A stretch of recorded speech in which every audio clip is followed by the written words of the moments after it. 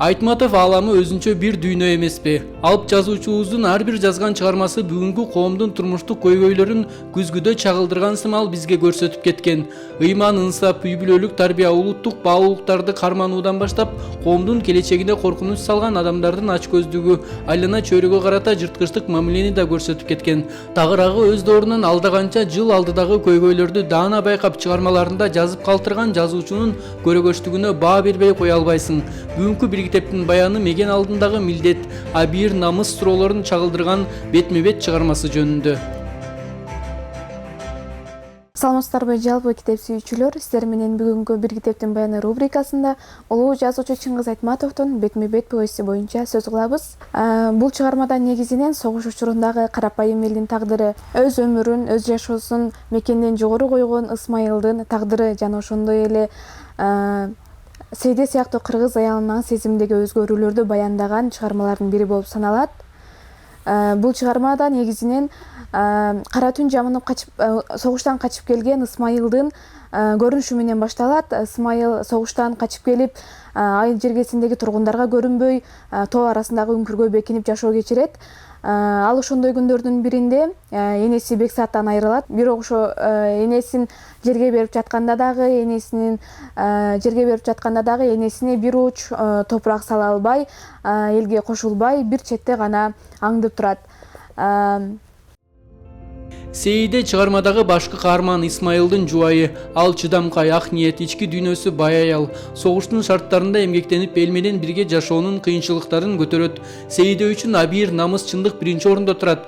Күйөөсүнүн качкын экенин билсе да, акырында чындыкты жашыра албай, өзүнүн адамдык позициясын коргойт.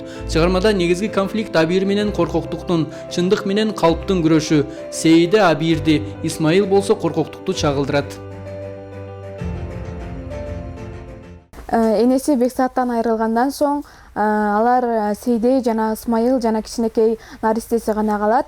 Ошондой күндөрдө Тоотай деген каармандын ую жоголот. Бул Тоотайдын ую жоголгондо бардык айыл дүү түшүп, Тоотайдын уюн издешет. Алардын ичинде Сейде дагы ошол уйду издейт. Бардыгы бул жетимдердин кешигине ким кол салды экен деген ой менен ууруну табышыбыз керек дешет. Бул ууру Сейденин өз жан жолдошу, өзүнүн сүйгөнү Ысмайыл болуп чыгат. Муну билгенде ушул убакка чейин аны өзүнүн жолдошун жашырып, өзүнүн жолдошуна жардам берип жүргөн Сейде Ысмайылды өзү кармап берет.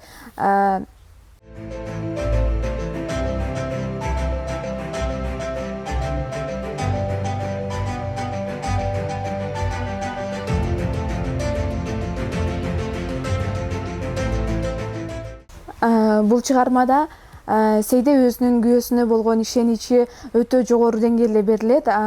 Мисалы, өзү ошо элдер күмөн санаган учурда дагы сен таап бер, ушул качкынды сен жашырынтып жүрөсүң деген сөздөрдү укканда дагы ошондой окуяларга карабай Сейде Ысмайылды ачыкка чыгарбашы бул үй бүлөдөгү болгон үй бүлөнү бузулуп кетпешине жана ошондой эле өзүнүн жарына болгон ишеничти так даана көрсөтүп берет. Мен бул чыгарманы жалпы эле окурмандарга, мугалимдерге, кичинекей жаш досторго дагы сунуштап кетем. Бул чыгарма өтө таасирлүү жана ошондой эле кызыктуу чыгармалардын бири.